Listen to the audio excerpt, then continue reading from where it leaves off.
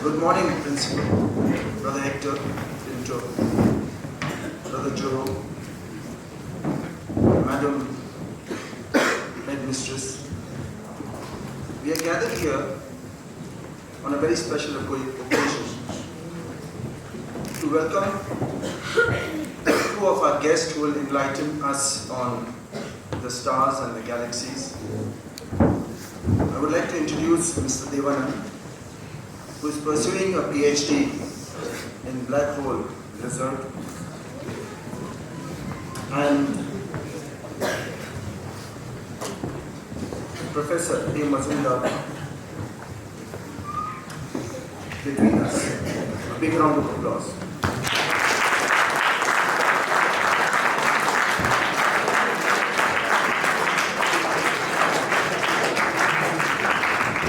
On behalf of the school, I would like to invite Brother Jerome to do the honors of welcoming Mr. Devanand.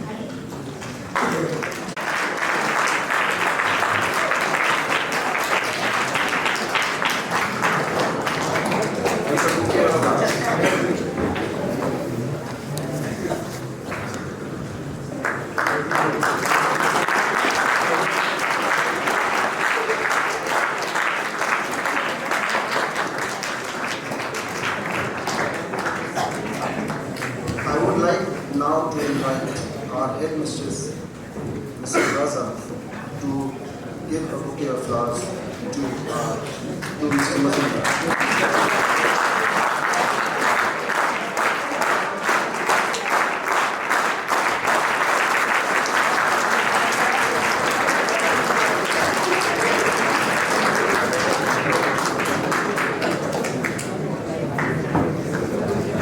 Our chief guest this morning is Professor Anwesh Majumdar.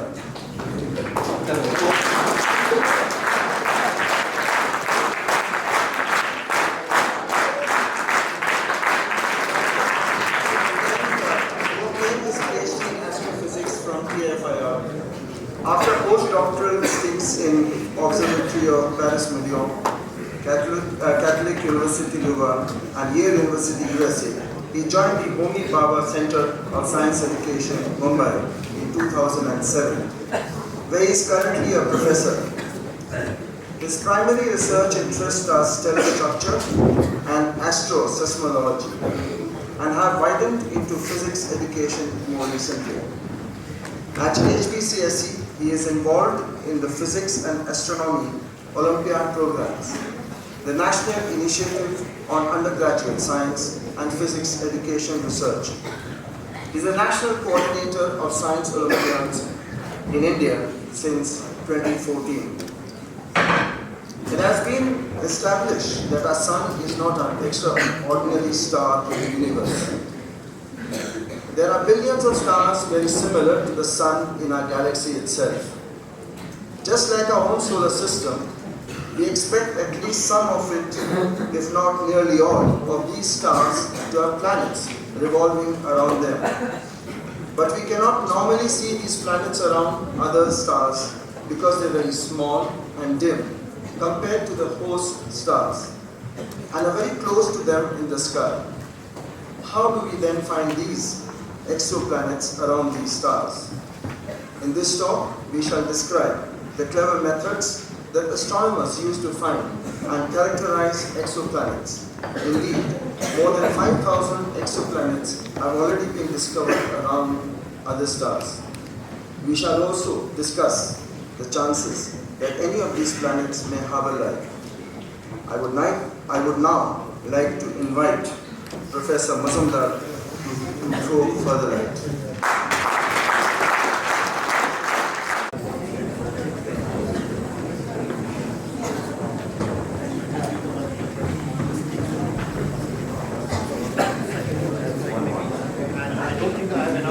At least we can give in front of some paper, right? in each row now. Give the seniors maybe. Give to the seniors.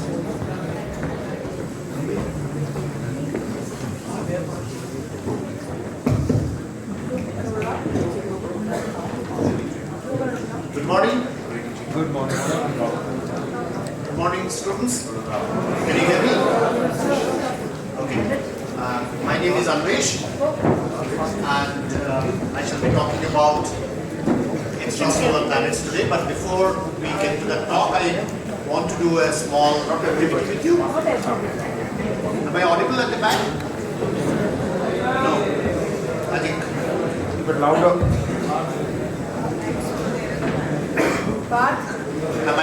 Am I audible now?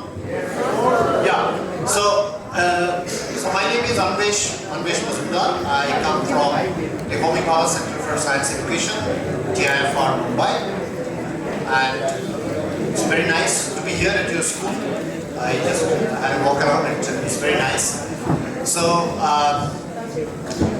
right now, what some of your friends are doing is just pass on some strips of paper to you. So those, but I don't think I have got enough for everybody because I was not expecting so many students, but it's very nice.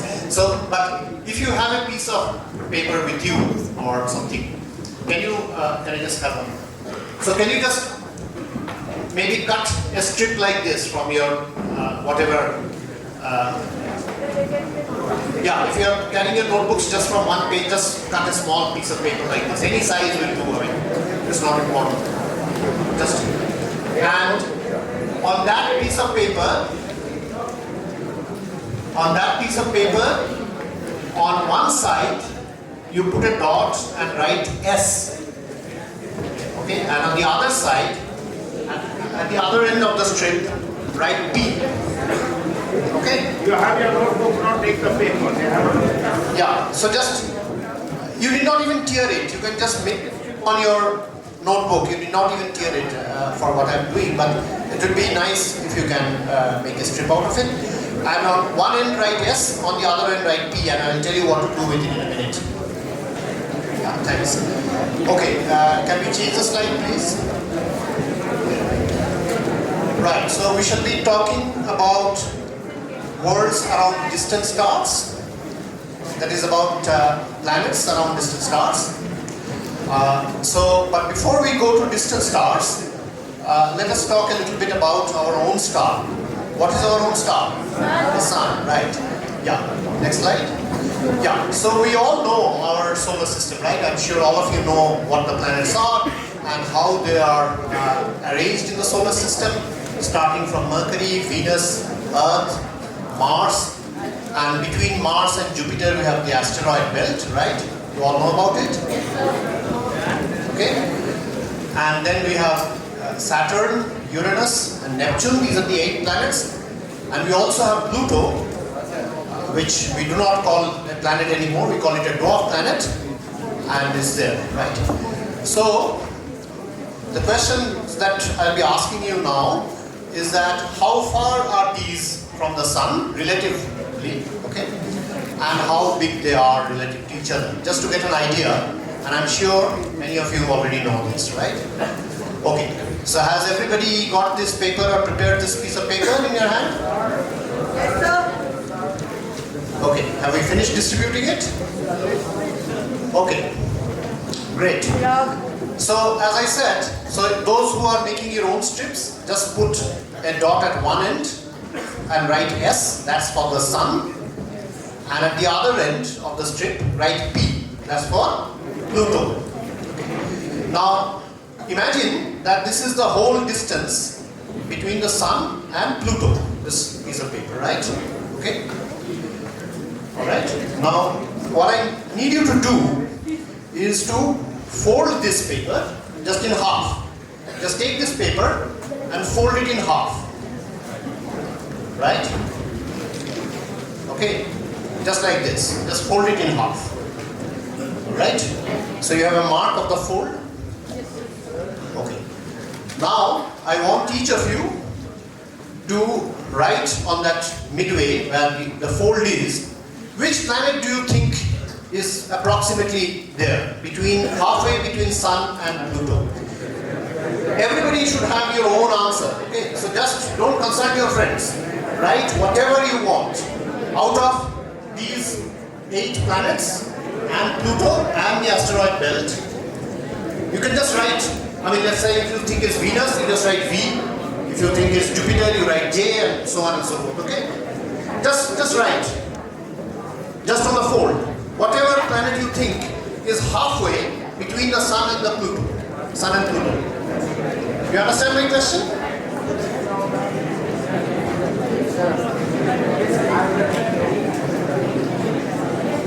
Do you understand what I'm trying to ask you to do? Okay, very good. Okay. Has everybody written? Okay. So can I have some answers? Yeah. Jupiter, okay. How many people have put Jupiter? Let's see, and raise your hands.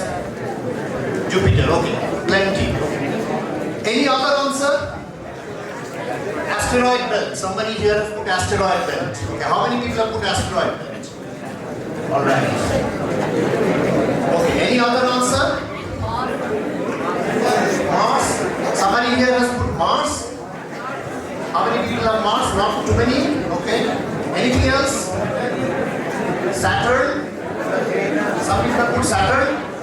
Just raise your hand if you think Saturn is halfway between Sun and Pluto. Okay. Alright. Very good. Any other answer?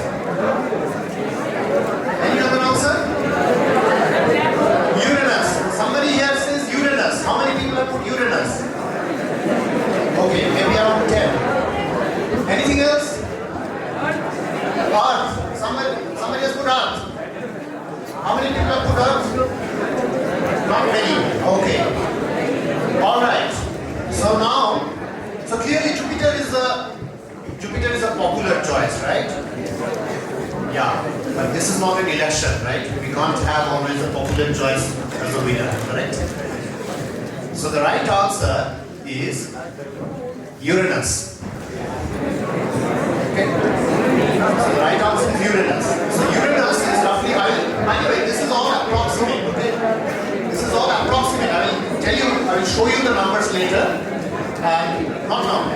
I'll show you the numbers later, but roughly you will see that Uranus is halfway between Sun and Pluto. Alright?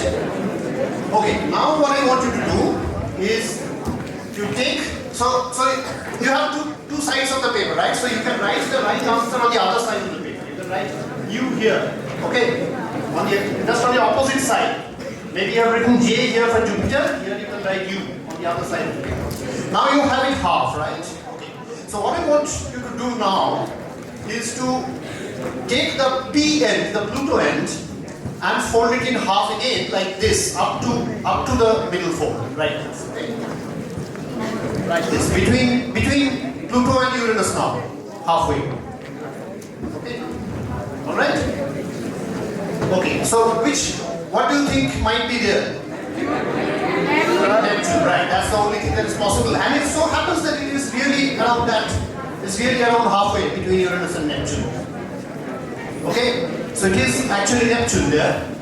It need not have been there, but it is there around that. Okay. Now I want you to do is to fold the other half between the Sun and Uranus. Okay. So we have already put Uranus in the middle. Now I want you to put the Sun end and fold it. Right? Do you understand what I'm asking you to do? Yeah. Right. So you do like this again, right? This part we have already done. Now between Sun and Uranus we put like this. Alright? Okay, and now I want you to write again on that fold the planet that you think should be there. Write your own answer. Just write. Everybody has to write. Comment. Whatever you feel.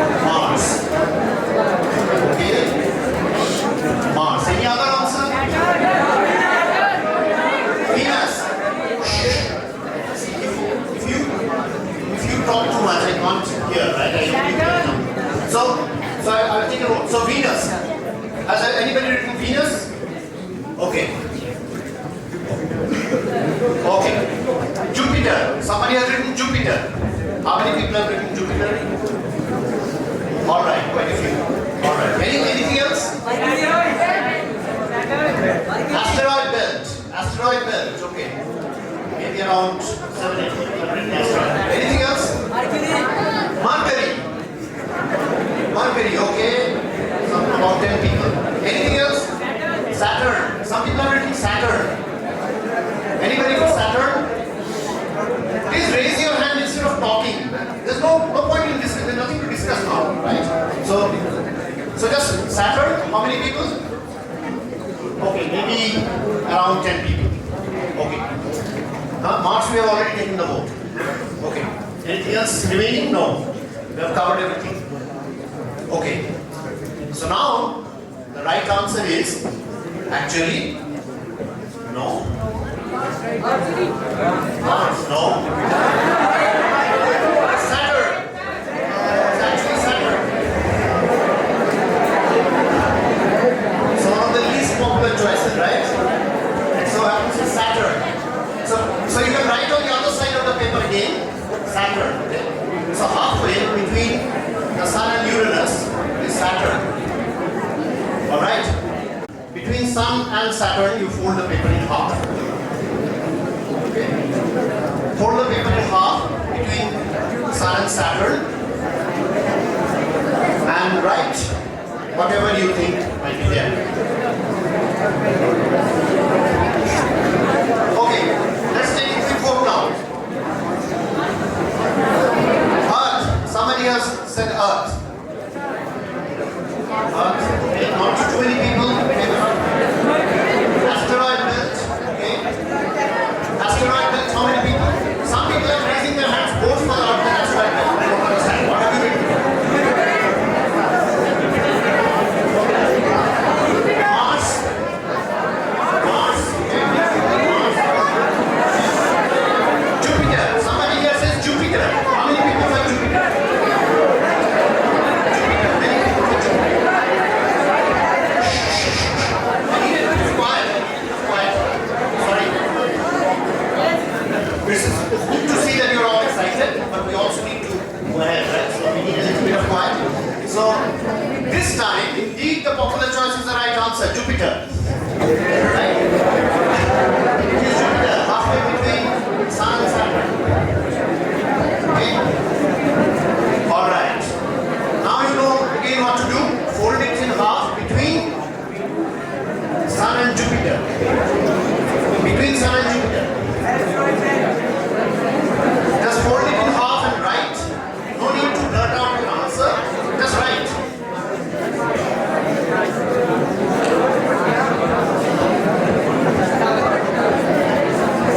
Have you folded and written? Please write it. Okay. What answer do we have? I'm taking a vote. I just need the person. Mars. How many people have written Mars? Okay, many people have written Mars. Any other answer? Any?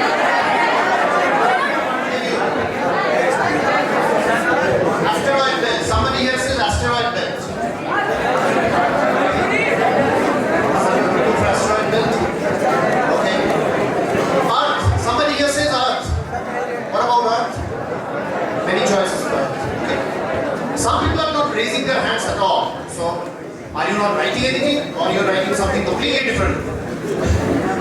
I don't know. Anyway, Venus. Not too many with you. Okay. So the right answer is asteroid belt.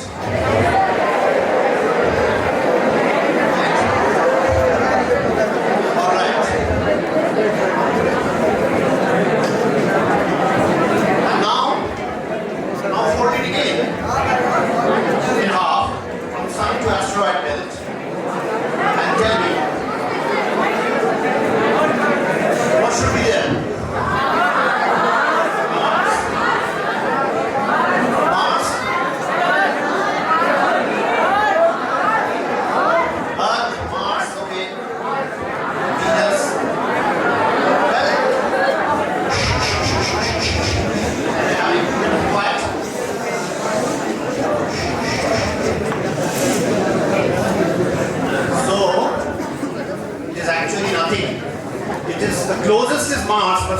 not really the halfway. So you have got the hang of the game that you come down, right? So you thought that okay, next one will be Mars, but it is actually not.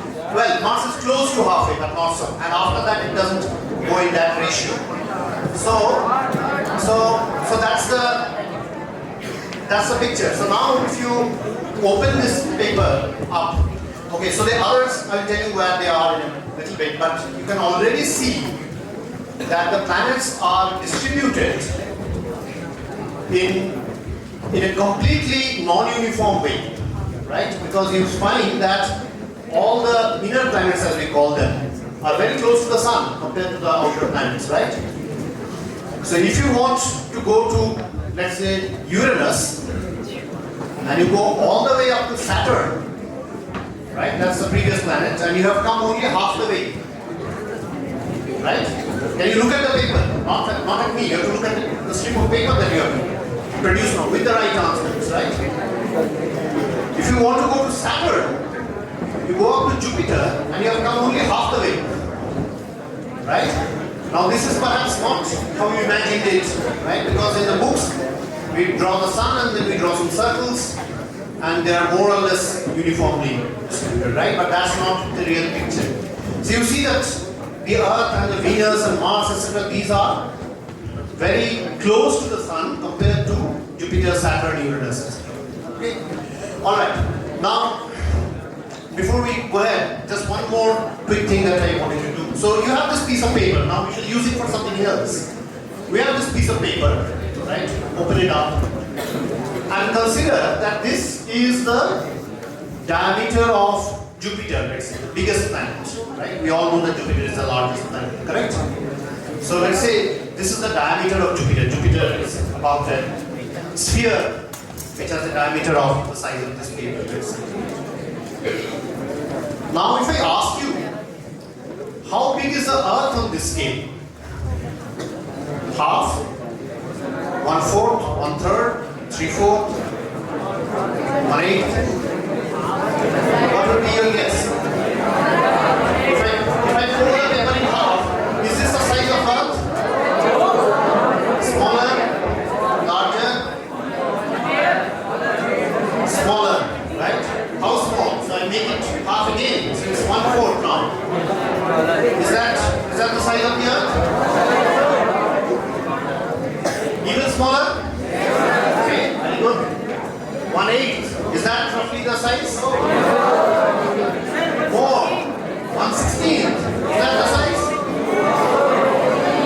Even smaller.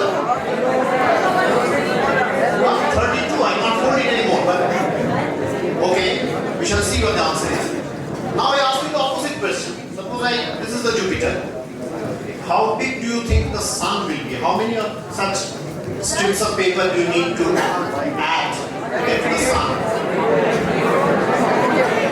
Thousands? Crores. Somebody says, I just need an order of magnitude answer. So this is the size of Jupiter, right? And now, if I want to go to the size of the Sun, size of the Sun. Somebody here said we need crores of such papers. How many people think it will be crores? You don't have many friends. Okay. Anything else? Thousands. Somebody says thousands. How many people think it will be 1,000 times this? Any other answer?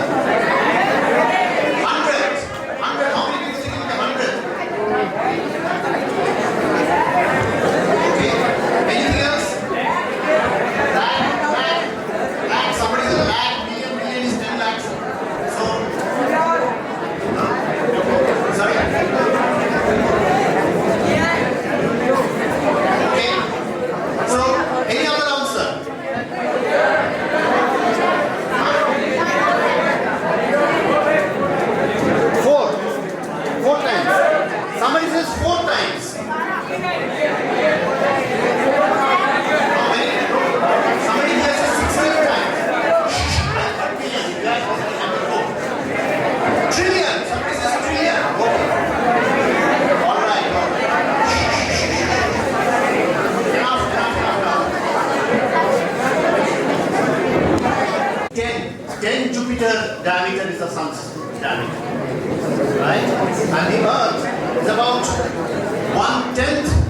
the Jupiter's radius. Okay, so that's about, so the Sun is about 100 times larger than the Earth in diameter. Okay, so you can see here.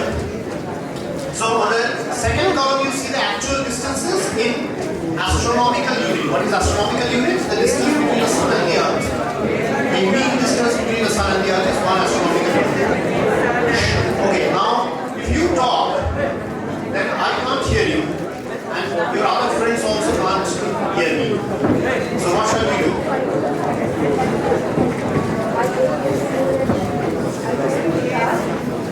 We need a little bit of quiet. We have the activity, 1 astronomical unit, and you see the distances, the actual distances, and you see that approximately, in the next column I have given the approximate ratios, right? And you can match it with the piece of paper that you have, right? So if you take the Pluto, for example, to be 1, that is your paper, right? So you see now Uranus is about half of that, right, from the Sun. Neptune is about 3/4. Saturn is about 1/4. Jupiter is about 1/8, right now, correct? That's the exercise that you do, and you can check with the numbers. So see, Pluto is 39, so if I take it roughly 40, let's say, and I say that, okay, let's say Saturn is 9.54, that's about 10, so that's about 1/4 of that, right? These are the actual numbers, and these are the approximate that we have set. In the last column, you see the approximate sizes in terms of Earth. So Earth I have taken 1, Venus is about the same size as Earth, that is about also 1, Mercury is about 1/3, Mars is about half, Jupiter is about 11 times Earth, and Saturn is about 9 times Earth, and the Sun is about 100 times Earth, and Uranus and Neptune are roughly the same size, about 4 times Earth, right? Alright, so that's our solar system. So you see that often we don't get an idea of the scale of things, right? Somebody has said crores of Jupiters make one sun, right? No, it's okay. That's all right.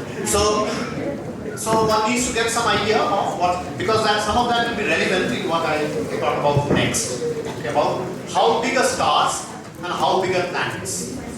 When I talk of planets around other stars also, we must have a sense of the relative sizes and the relative distances. This is of course our solar system. Alright, now let's go to the next one. Okay, so we shall be talking about planets around distant stars, which we call exoplanets. Okay, the solar system we call normal planets, and these we call exoplanets or extrasolar planets. Okay, next slide. So what are these? So these are planets around other stars, exoplanets. Okay, can we have a little more quiet, please? Right? There will be chances to talk. I will ask you questions and then you have to talk, right? But not all the time, because if we talk all the time, disturbs me, disturbs your friends. Right? Okay, so a star may harbor 1 or more planets. Our sun has 8 planets and many dwarf planets and so on. Why are we interested in planets? Right? Because one thing is true that they help us understand the whole star bit. We'll see how, if time permits, that how knowing about planets help us to understand the star better. So that's one reason why astronomers are interested in planets. Then planetary systems throw light on how planets may have been formed and how the systems may have been formed. Because we see the solar system, the obvious question is, how did all this come to be? How did the Earth form? How did all these other planets, how did Jupiter become so big? Why is Mercury so small? Right? So all these things can be answered if we look at other systems also. Right? It helps us understand that. And then there is the last question, which is one of the main questions that humankind has always asked itself, that are we alone in the universe? Is there life elsewhere in the universe? Right? And we shall touch upon that a little bit.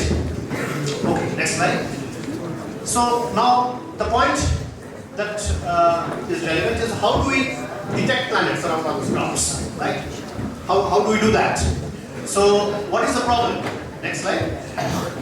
So the problem is that stars are very, very bright, right?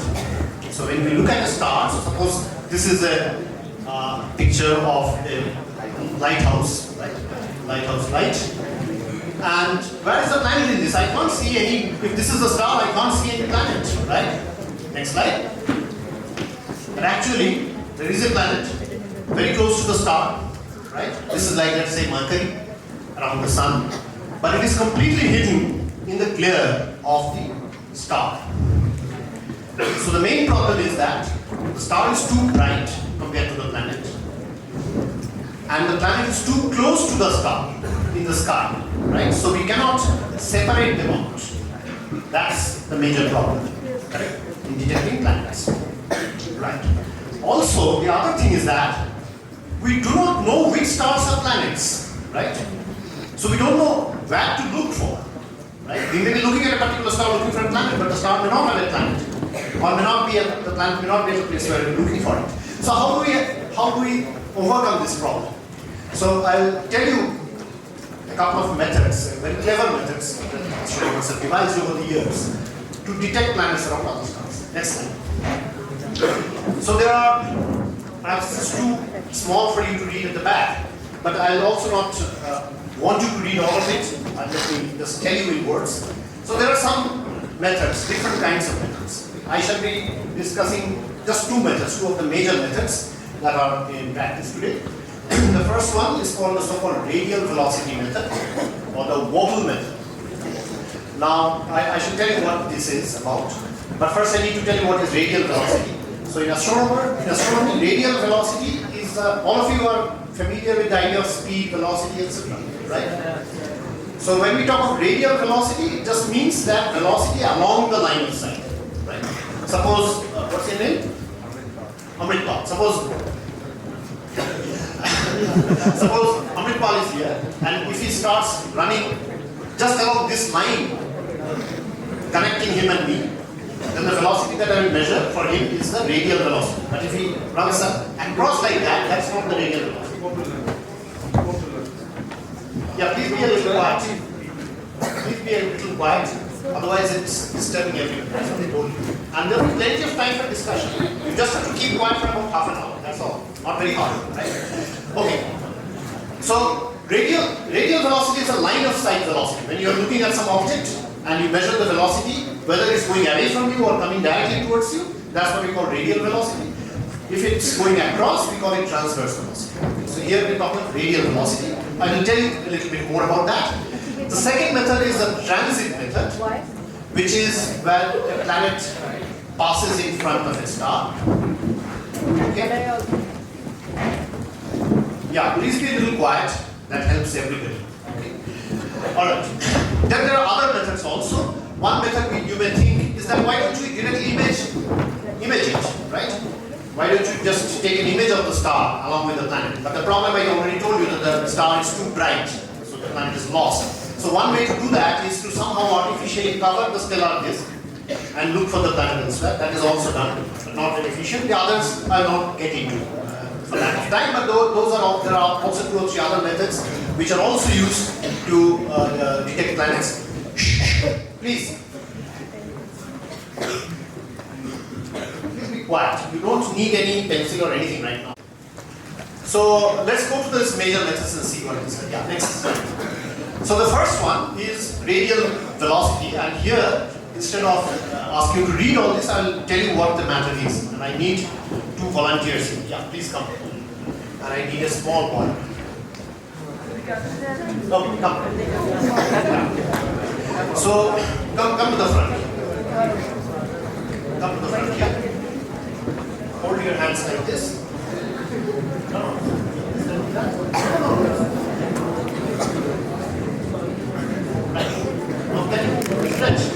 Can you now rotate around each other? Fast. Faster. So now you can imagine that this guy is a star, big. This guy is a planet, small, right? Now you have to do it again. So now, notice what, when you are rotating, right? So he tries to be at the same place and rotate him around himself, right? That's what the star. Yeah, go faster. Yeah. But you see, he is not exactly at the same position. He is wobbling a bit, right? The star is wobbling a bit as the planet goes around it. right? Those of you who have read center of mass, so they are going around the common center of mass, correct? But the star wobbles a bit as the planet goes around it.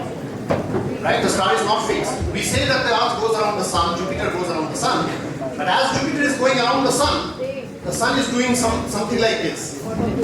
Because Jupiter is going around it, because they are going around the common center of mass, and the center of mass is not the center of the sun. Is this understood? So I will show you an animation. This.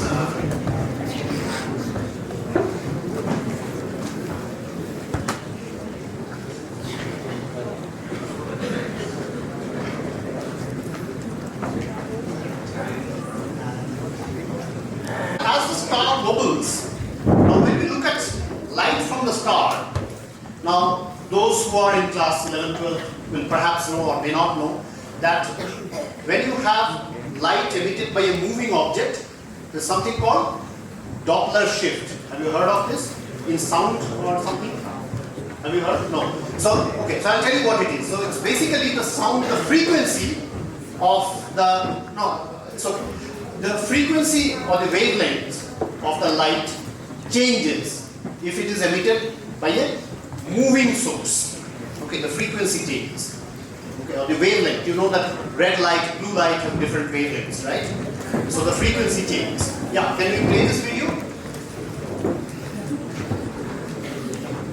This is the sun, or let's say the star, and that's the planet going around it. You're looking at it apparently from the top. So you see that the star is wobbling a bit, right, as the planet is going around. Now you have to imagine that you're looking at the light only from the star, not the planet. Right? The planet has very little light, reflected light. So you're only looking at the light from the star, but that light you can see the wavelength there. So sometimes the star is coming towards you, sometimes the star is going away from you. Sometimes it's coming towards you, sometimes it's going away from you, right? It's wobbling like that. As it does so, the light, the frequency, the wavelength of the light keeps changing. Sometimes it moves towards the blue, sometimes it moves towards the red. Alright, so by looking at that light and the wavelength of that, astronomers have ways to determine the wavelength, you can figure out that the star is actually wobbling. It's called a wobble method. Star is wobbling. You are not able to see the planet, mind you. You are not looking at the planet. You are looking at the star, but the star is wobbling, and that tells you that there is a planet around it. You understand? Is that clear somewhat? So you look at the wavelength of the light, whether the light is being shifted towards the red or towards the blue periodically. Because as the planet goes around one period, it will first shift to the blue, then to the red, or vice versa, and come back, right? Okay, can we go back to the presentation once more?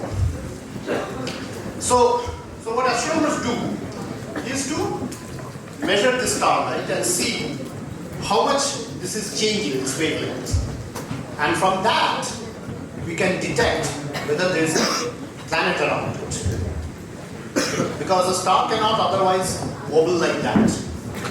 So for example, if someone were to look at the sun from far away, would notice some astronomer in some alien planet, in some distant world, would look at the sunlight, should see that the sun is wobbling. And that's because of Jupiter and all the other massive planets, mainly because of Jupiter. Alright? So that's one of the methods. Yeah, can you do that once more? And then from that, how many of you have read Kepler's laws? Kepler's laws? Anybody? Class 12? 11? Not yet? Okay. So Johannes Kepler gave these three laws about planetary motion. One of which says that planets go around ellipse with sun at one of the foci. The other one says that equal area swept out in equal time. And the third one actually relates the period of revolution of a planet with the orbital radius, or the distance from the star of the planet. Right? So if you know the period of the planet, you know how far it is from the star. And that works not only for our solar system, but for any planetary system. Right? It's a consequence of Newton's law of gravitation. But so basic message is that if you can measure the period of a planet, everybody understands what is a period? What's the period of the Earth's revolution around the sun? 1 year. 365 days, right? 1 year. Jupiter goes around the Sun roughly once every 12 years. Now that Jupiter is doing it in 12 years and not in 20 or not in 5, right? It's doing in 12. Why? Because it is at that particular distance from the Sun. Okay? You understand what I'm saying?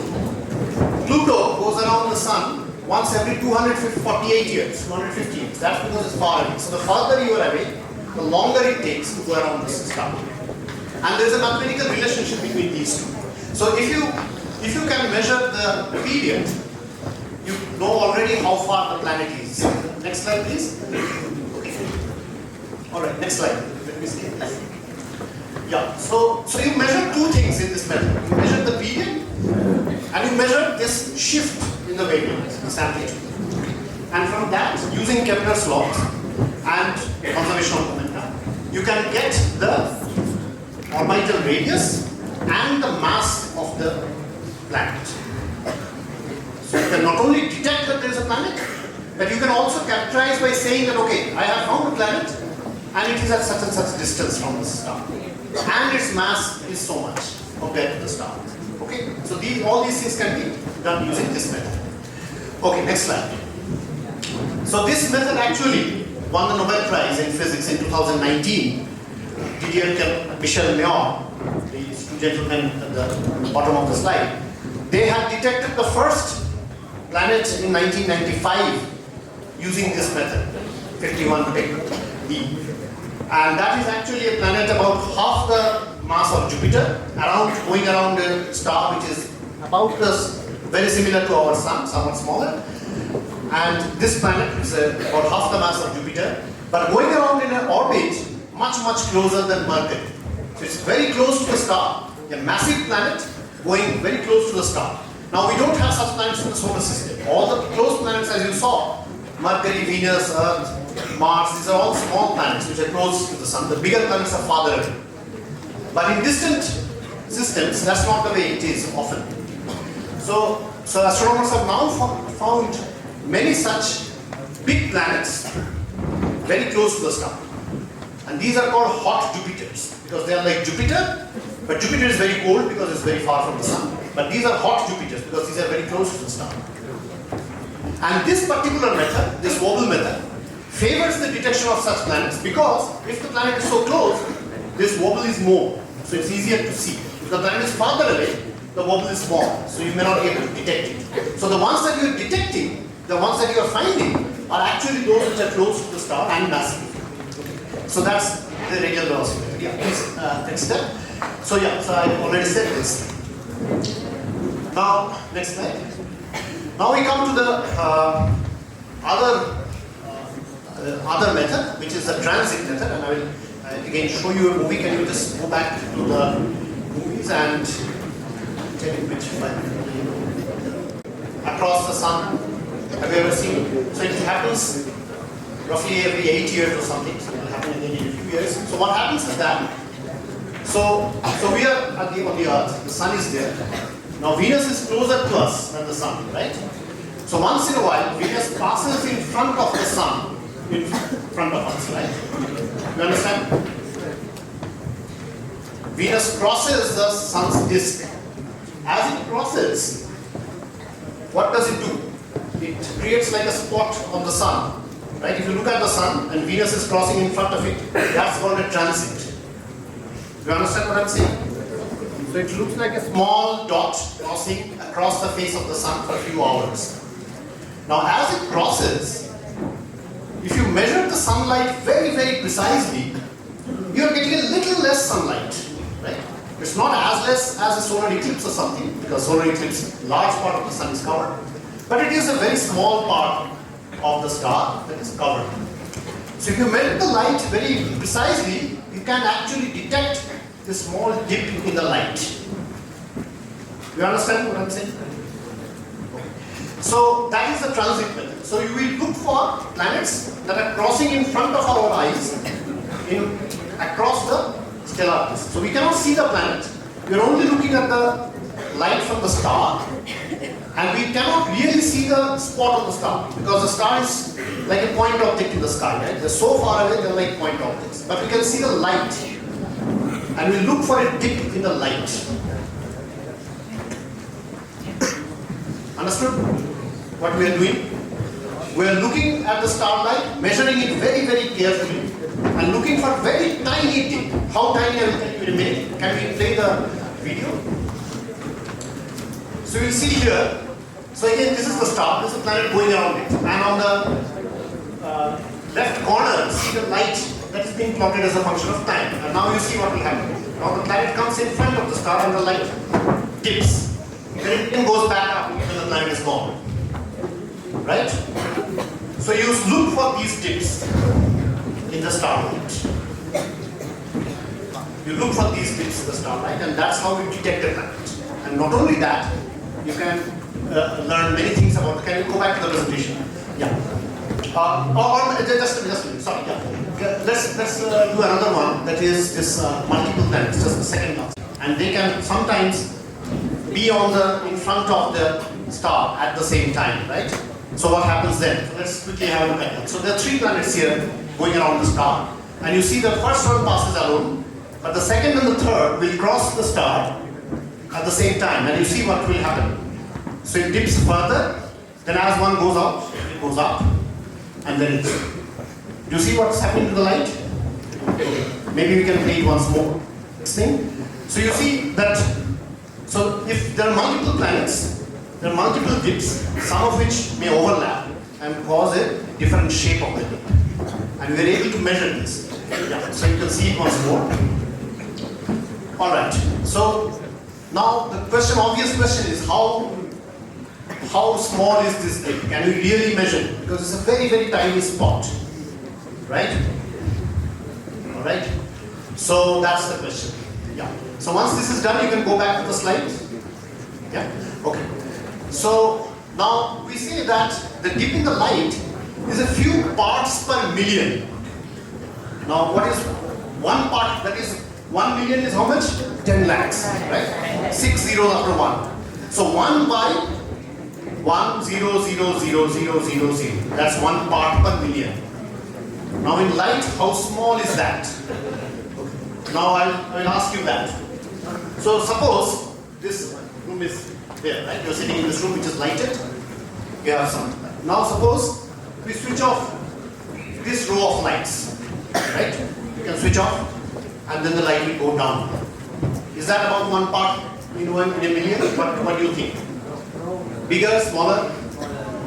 No, 1 part per million is smaller, or 1 part per million is smaller than that, right? This is much more than 1 part per million, right? So, one way to understand what is 1 part per million is imagine that you are on a street and there's a street lamp. Okay, very bright street lamp. Nowadays you have LED lamps, or you have halogen lamps and all that. And you are standing about, let's say, 100 meters away from the street lamp. And you're looking at the lamp, very bright. And now one mosquito passes in front of the lamp. One mosquito passes in front of the lamp. That causes a dip. That's about 1 part per million. Another example that is given is that you have these huge skyscrapers. You may have seen in movies in New York and all that. You have this 100-story tall building, right? Let's say New York Empire State Building, right? So all glass windows, right? So suppose all the glass windows, have their curtains removed, curtains opened, and all the lights in this building are on, right? So it's like a tower of light. And then in one office, shh. If you know it already, please come here and read the talk. So in one office, somebody draws a curtain by 6 inches. That's about 1 part per million dip in the light. So you can imagine, it's extremely, extremely small. Forget about our eyes. Ordinary instruments cannot detect this. But we have, now astronomers have built such instruments which are sensitive to this extent that they can detect this dips in light. So you see here, as the planet passes in front of its parent star. So this is the top picture is actually a picture from the Venus transit. So you can see Venus crossing the face of the sun. Now you have to imagine that you're looking at it from far, far away, where you cannot see this disk. You can only see the sun as a point star in the sky. And you're measuring the total light from the star. And then as Venus passes, it will cause this typical U-shaped dip, which is in the lower slide. Okay. So that's what we are looking for. Alright? Now, whether you will see the dip, of course, depends on at what angle you are looking at the star planet system. Suppose I am the star and there's a planet going around at me. Right? Now somebody looking from the ceiling will never have a transit because the planet never passes in between that person and me, right? But somebody looking from that end of the room will see this planet passing in front, right? So it depends on what angle you are looking at. This also depends on how big the planet is compared to the star. Okay? So if it's a very small planet, it's very harder to determine. Right? So that's why the relative sizes of planets and stars are important, what we did earlier. Okay. So you have to understand that it's not that we can do it for every planet. Okay, next slide. So this is real data from a space telescope. So what you see at the top is the starlight which is measured, and then you do see these small red lines which are coming down. Those are the transit dips of a real star. If you blow that up in the second thing, you see this U-shaped curves. Those are the transits. Okay. Now how do you know that there's a transit? Because it comes back again and again. You monitor the star for a long time, you see these dips happening regularly. So if, for example, if someone were to look at the sun and the Earth transiting across it for many years, for 20 years let's say,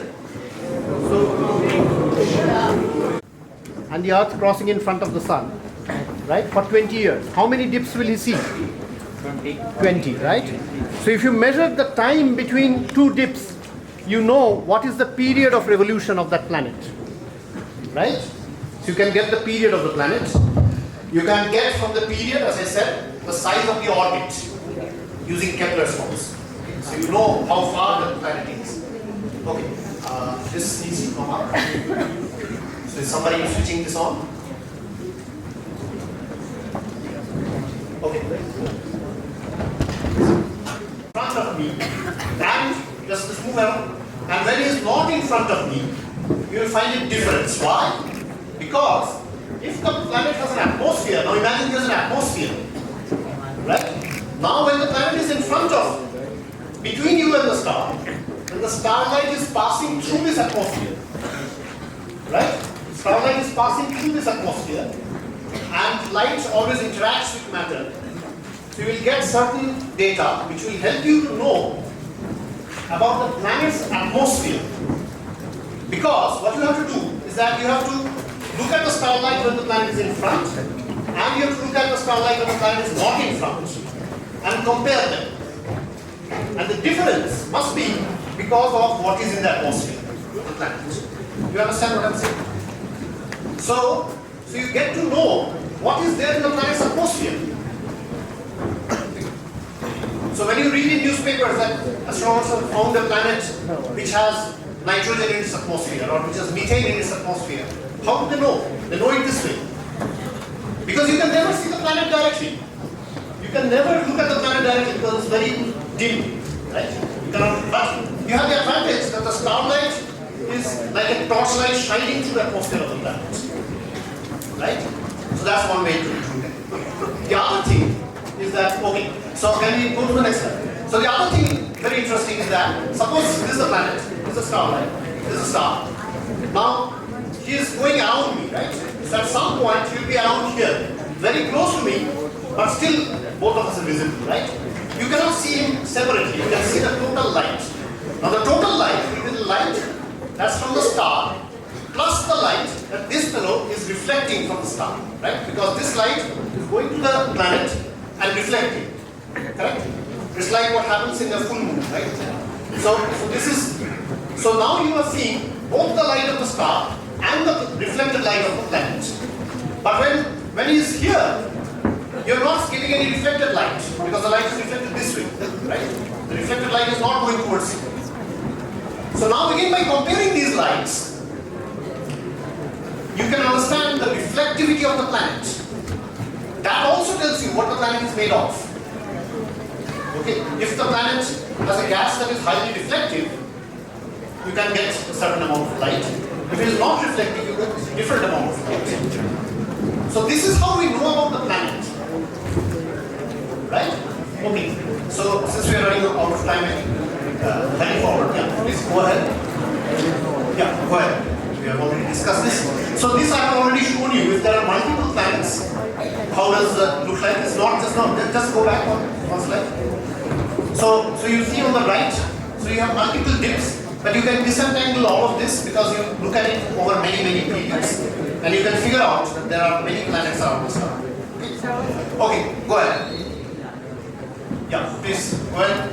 This I will see. Go ahead. Go ahead. Right. So from these two methods alone, this wobble and the transit, if you combine the information from these, you can actually learn a lot about the planets and the stars.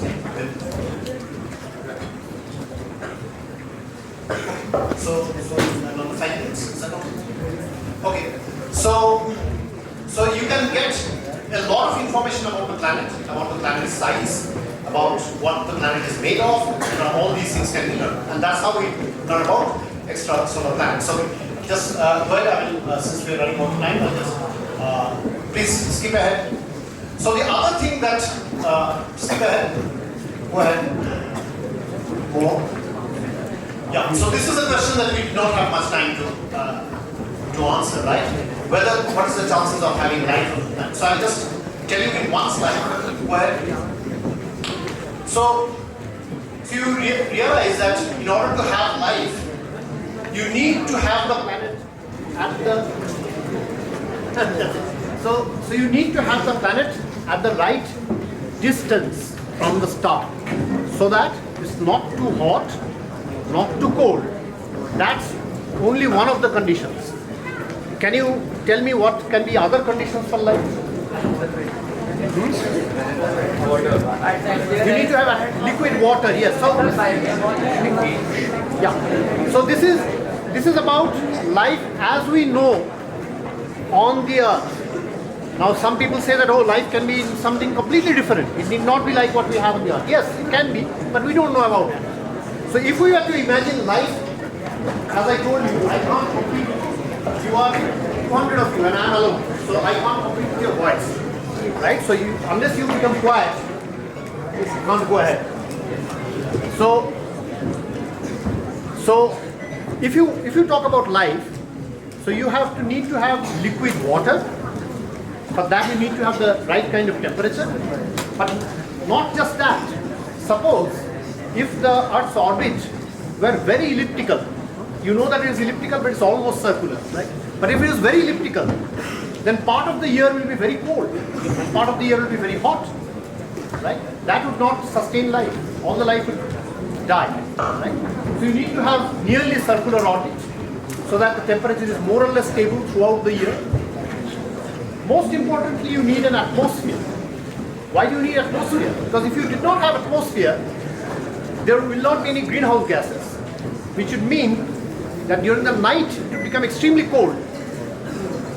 Right? If there is no atmosphere, in the night it will become extremely cold. On the moon, for example, in the day it's very hot, in the night it's very cold. Because there's nothing to trap the heat. Right? So you need the correct kind of gases. What are the greenhouse gases, carbon dioxide and all this, right? You also need, so just put the next slide and I'll finish it. So you also need the atmosphere to protect you from meteorites, from cosmic rays, all that we need an atmosphere to protect us, right? So having life is not easy. Just having a rocky planet at the right distance is not enough. Okay, just having a rocky planet at the right distance from the star is not enough. You need much more than that.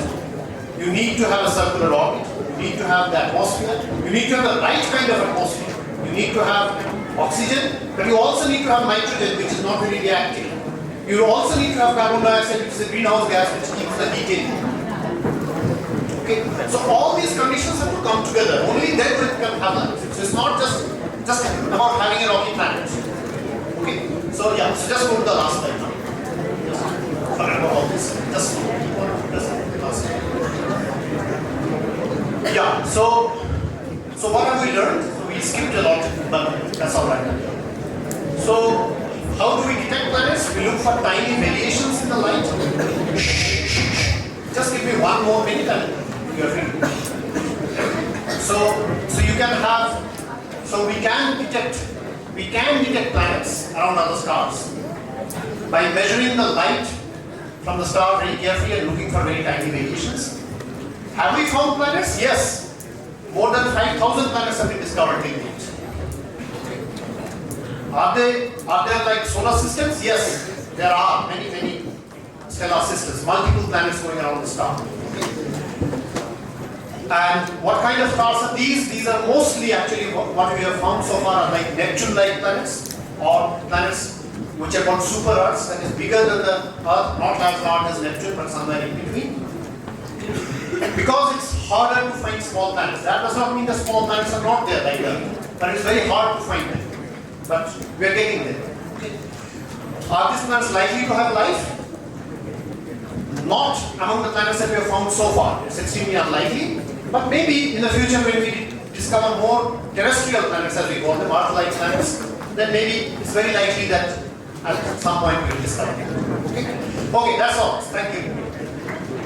Thank you, Professor Sir, for a wonderful, enlightening experience for our student. I'd like to call upon Brother Hector, our principal, to give the vote of thanks. First of all, I want to thank Professor and also the PhD scholar for coming here. I know the time is short and there's a lot to say. But what happens during the half day? After 12, our children's patients, they wait for their taxis and the lunch break. But I was listening there, and many of the students are quite interested in astronomy classes. So it's a good beginning. And earlier also many of our students had gone to Aries for workshops. So thank you, sir, for taking so much of trouble to come to our school. And you said a lot. You said a lot in an hour's time. You know, it's not an easy to bring everything into an hour. And those are really paid attention. I'm sure you will gain. In our life, in our studies, those are finishing class 12. There are a lot of options in future. Just not doctors and mechanical engineers or computer engineers. You know, so it's a good thing. And so thank you. So on behalf of our staff and students, I request Brother Sato, the superior, to present this memento. This memento is made of a school wood, it's almost 100 years old, and the bouquet of flowers. Give him, sir, a big hand.